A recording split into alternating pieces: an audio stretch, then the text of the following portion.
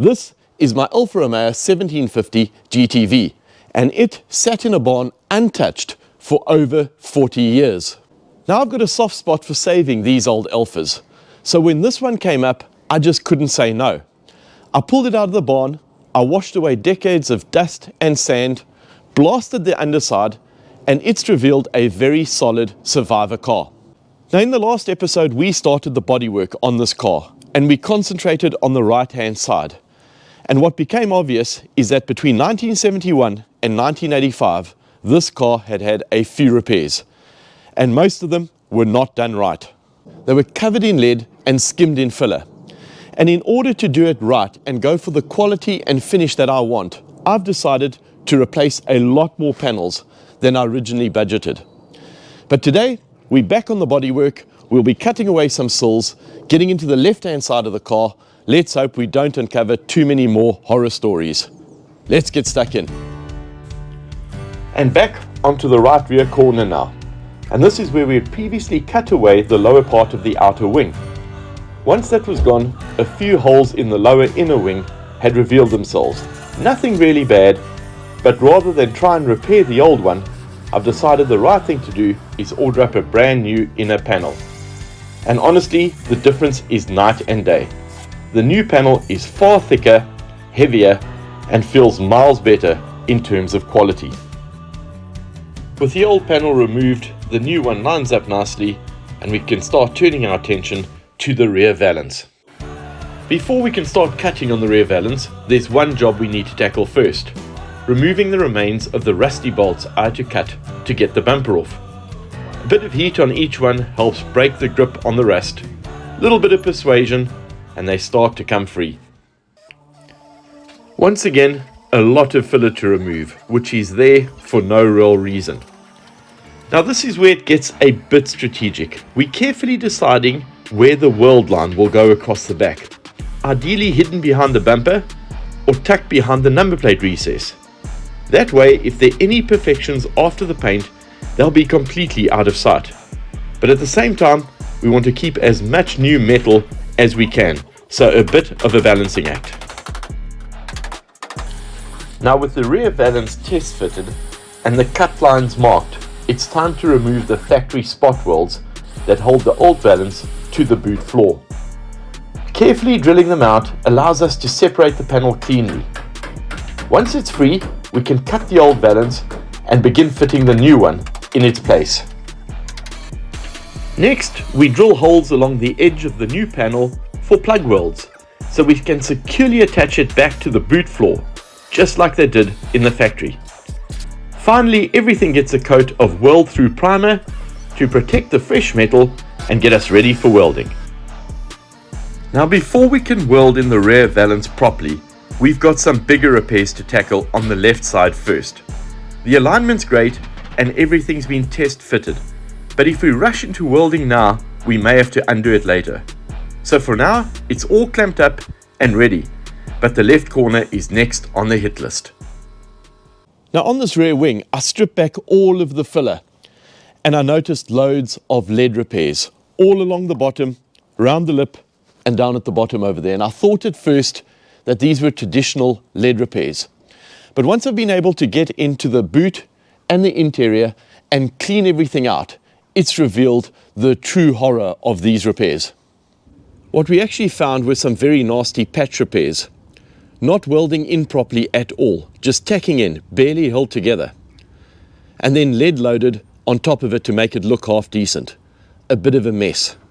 Now on top of that, this wing has taken a few knocks over the years, and there are quite a few dents, but especially here above the filler cap. Now this has been caused by someone incorrectly removing the tank from the inside, and it's caused quite a bit of damage along the lip. But you guessed it, slapped on more filler in order to hide it.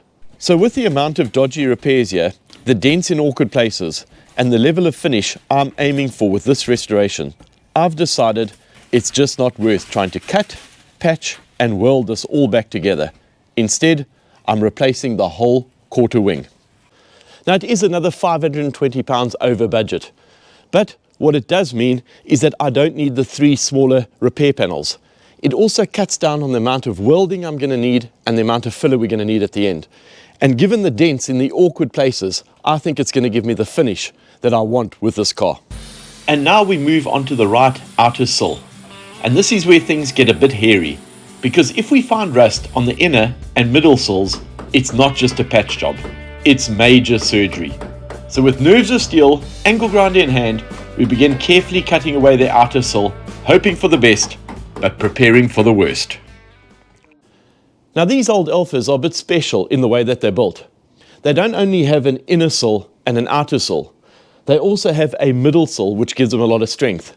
And you cannot ever assess the middle sill without removing the outer. Now, we've removed the outer and look at this. It's almost like new after 54 years. So the inner and middle sills are absolutely solid. No corrosion, no repairs. Just well preserved. So what we'll be doing now is giving them a proper cleanup, treating them and rust protecting them, and making sure that they're sealed properly so that they last another 50 years. Now honestly, finding solid structure like this in an old Alfa is rare. This is a huge win for the restoration. Before we can fully remove the sill, there's a bit of prep work we need to take care of, starting with removing the doors. Interestingly, on our car, each hinge only had 2 bolts instead of the usual 4. With the door off, the next step is usually to cut away the lower section of the front wing, since the outer sill runs as one continuous piece from front to back. Good. But in our case, we've decided to go a step further and replace the entire front wing. It's got some rust, yes, but more concerning are the very questionable old repairs. Dodgy patchwork, lead filled, and evidence that this wing was actually cut in half at some point and grafted with another section. Now rather than patch over this mess, we'll be doing it properly with a brand new wing. And now we move on to the floors, and the first job isn't exactly glamorous. Hours of sitting, heat gun in one hand, scrape in the other, slowly peeling away decades old sound deadening. But no nasty surprises, just the same rust we already knew about from dry ice blasting underneath. Because the floors are in such great shape and are so solid, we're going to be keeping as much of the original metal as possible. Now instead of replacing the entire panel, we'll only cut out what we need from the new section and carefully patch it. Yes, it's a bit more work, but these floors are just in such great shape, we're going to try and keep them. Now before we start welding everything back together, the rear wing, the rear valance, the front wing, we have to fit the new sill. Now this is a bit tricky because the new sill has to go in exactly the right place. Now you screw the new sill in place as a bit of a guess based on the old sill, and then you rehang the door. And what you're doing is you're checking for perfect shut lines and door gaps. Now it's really important that you do this, and also put in the trim and the door rubbers when you're doing this, because we are replacing the door rubbers and they can affect the fit after. Now it is a bit of a fiddle with the door on and door off a few times, but this step is vitally important because if you skip it, you'll end up with a door that shuts, but you might have nasty gaps at the end, especially when those new rubbers are fitted. But first, let's fit some new door hinges and start cleaning up the wing. So off come the old ones. Now the bottom hinge actually wasn't too bad, but the top one definitely worn, plenty of play, and not something we want to reuse. Now you might remember I mentioned earlier that each hinge only had 2 bolts instead of the original 4. That's because the holes were stripped. So before we can fit the new hinges, we need to re-tap the threads to enable we can secure all 4 bolts next time. Now guys, I want to show you the issues we've been dealing with, because once we've cut away the old panels, the truth really starts to show. What looked like a solid repair from the outside wasn't. Inside, we found a loose patch that hadn't been welded in properly and just smeared with loads of filler and lead on the outside, and then a load of underseal to hide it all. And that is why it felt so solid in the barn. But to be fair, that repair was probably done 45 years ago, and well, it's held up for 40 years in that barn. So we have a chance to do it properly now, and that's exactly what we will do. Now that we have access to the inner wing, it's time to get it cleaned up properly and protected. Out comes the heat gun and we start removing the last of the old factory underseal.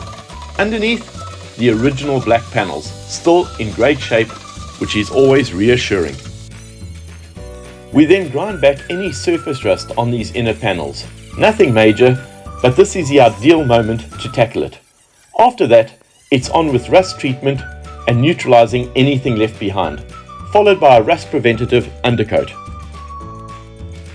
Then a coat of yellow ochre paint to match the original finish. These panels will be completely hidden in the end, but knowing it's done right underneath is all that matters. It's time to move on to the boot, where we can finally start welding. Now that we've cut out the old wheel well, we have proper access to clean the boot area, something that's long overdue. Now the first thing you notice is layers of black underseal. It's thick, it's messy, and it's hiding all sorts of sins. So this is the time to dig in using paint stripper, panel wipe, and a fair bit of scraping, and eventually a power wash to start cutting through it all. Now bit by bit, we revealed the original paint underneath. And with the whole area fairly clean and most of the paint removed, we can finally see what we're working with. And actually, it's not bad at all. The boot floor is solid, there's no rot around the fuel tank area, which is a huge win, and structurally, it's intact. So with that, we can start welding in the new wheel well and a fresh bracket to hold the spare wheel in place. And now the fun bit, paint. We start with a solid undercoat to seal everything in, followed by a first layer of yellow ochre, bringing it back to original. Slowly but surely, the boot area is taking shape again. Once we finish the repairs of the side wings, we'll be able to lay down the final coats of paint, and the boot will be properly restored again. And now let's move on to a mechanical update. Remember I sent off the old carbs to be rebuilt? Well, they're back, and they look absolutely magnificent. New emulsion tubes, new jets, set up to suit a 1750, so these are ready to go back onto the car. Now Adam from Veloci Sport has also been keeping me updated on the engine rebuild, and the good news is it's going really well, and they've been documenting the process, so we'll be able to watch the whole engine rebuild in a future episode. In the meantime, we can prep a few of the smaller parts like the accelerator pedal, ready to go on when the car's ready to go back together. Now here's the old pedal and linkage.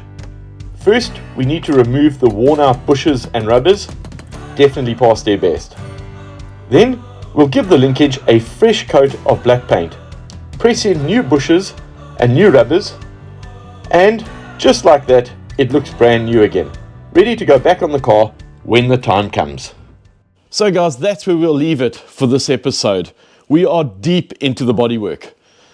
We've basically gone through the entire boot, which has exposed more damage on the right-hand side of the car, and we're replacing that whole rear wing. We've now gone through the whole right-hand side of the car, exposing the sills. We still have the front cross member and front valance to put on. The last unknown we've got is removing the left sill. So we'll tackle that in the next episode after we start welding this all back together. So there's still a lot more to come. If you're enjoying this build series, please don't forget to like, please subscribe. Thanks for watching, and see you all next time.